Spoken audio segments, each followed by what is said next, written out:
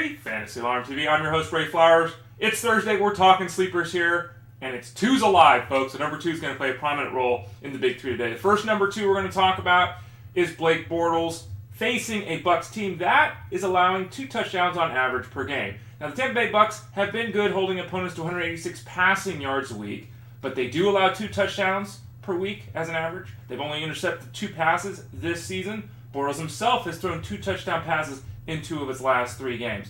Blake Bortles is a decent quarterback 2 option this week. Can't expect him to blow up or have a huge effort, even in a solid matchup for him.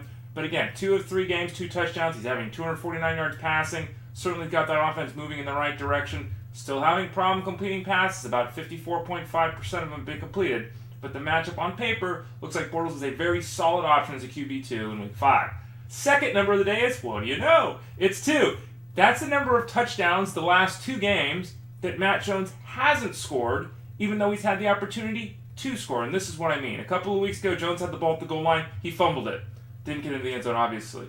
Last week, Kirk Cousins went to hand the ball off to Jones. There was a mistake. Cousins ended up grabbing the ball and diving in the end zone himself.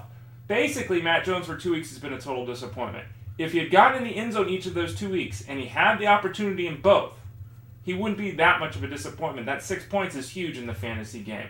He also faces a Falcons team this week that is the worst in football in terms of stopping the runner in a PPR setup. They give up more points per week than any defense in the land. Don't give up on Matt Jones. He's a borderline running back 2.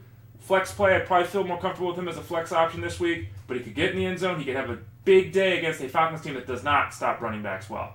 And then the final 2 of the day, that's the number of weeks in a row, 2, that Owen Daniels has scored a touchdown. I know he hasn't got to 30 yards this season. I know he's been a disappointment in that respect without question.